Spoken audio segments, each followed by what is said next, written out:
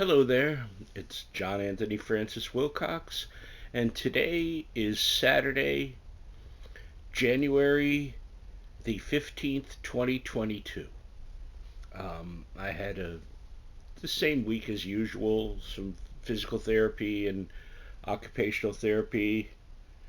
Um, Made some hellaciously good chicken thighs that I did with different spices on them, and I had those with I made some carrots and parsnips with some butter and dill and a little ginger.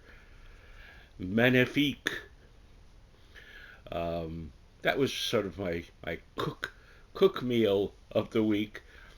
But I'm here for much more sad and serious things today, unfortunately. Over the week, I lost two very long-time friends, and we'll tackle them in order. On Tuesday, the 11th, I lost Orlando Busino. Now, Orlando, I'd known him for decades. Wonderful cartoonist, um, perhaps best known for doing a panel in Boys Life magazine for ages called Gus. Gus was a big dog. You'll see at the end of this, I've put some few photos there, um, and drawings, I should say, as well as a photo of Orlando. Um,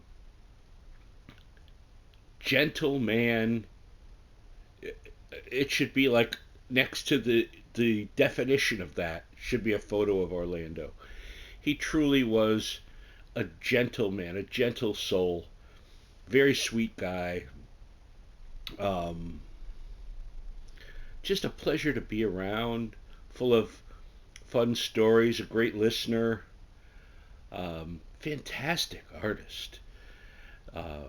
Just wonderful, wonderful work. He did a lot of panels, a lot of gag cartoons for different magazines over the decades. Tremendously talented. Um, he passed at the age of 95, quite a long life.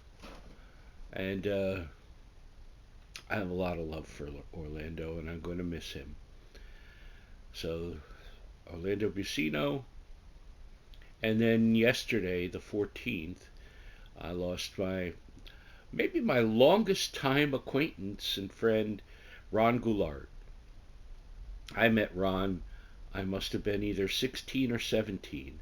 I first met him, he was giving a speech at the Westport Public Library, and I asked the cliche question, uh, what advice would you give someone that wants to be a writer? And I'll never forget the answer. He said, don't, don't be a writer. He said, but if you find you have to write, you'll find a way. And it was entirely correct. So Ron was the opposite of Orlando. He was a very, I'm going to, um, pardon me for a second, I have to stop my nose from dripping. There we go. Thank you. Um, Ron could be very crotchety, to say the least. Very kind of interesting man, complex man. Again, huge talent. Science fiction writer, comic historian. He ghosted a lot of stuff for other people, like there were these William Shatner Tech Wars novels. Ron wrote all of those. Um, and he did a lot of movie adaptations. And when they were having success reprinting novels called The Avenger that were pulp novels, uh, they only had 24 of them, but they put out 36 books, and Ron wrote the next 12 in the style of the original 24. So that was interesting. He did lots of science fiction work I really enjoyed.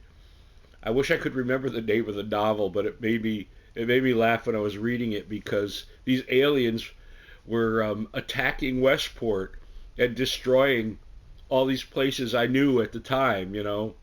I was throwing around a lot of names of locals and stuff. He was a funny guy. He was incredibly cheap. Everyone knew that. He was like the worst tipper. So whenever a bunch of the cartoonists would get together, it was always separate checks because all the guys, no one wanted to cover Ron's tip. So that was always funny. But he was a great guy. Gave me lots of good advice over the years. We had a lot of fun. Uh, he was a character. Ron was truly a character. There's so much I could say about him. So many stories. Ask me sometime. Ask me a Ron Goulart story, and I'll tell you one. But he died at the age of 89, and very sad. Neither of them were a huge surprise in that Orlando was 95 and Ron was 89. But they both certainly really lived fascinating lives. Each of them probably lived enough lives for three or four people each. And I'm going to miss them both. They were both joys to be around in different ways. So here's to Orlando and to Ron. I love you both. Rest in peace, as they say. I truly hope so. And I'll see you all next week, hopefully with some happier news. So I love you all. Be in touch. Take care. Bye bye.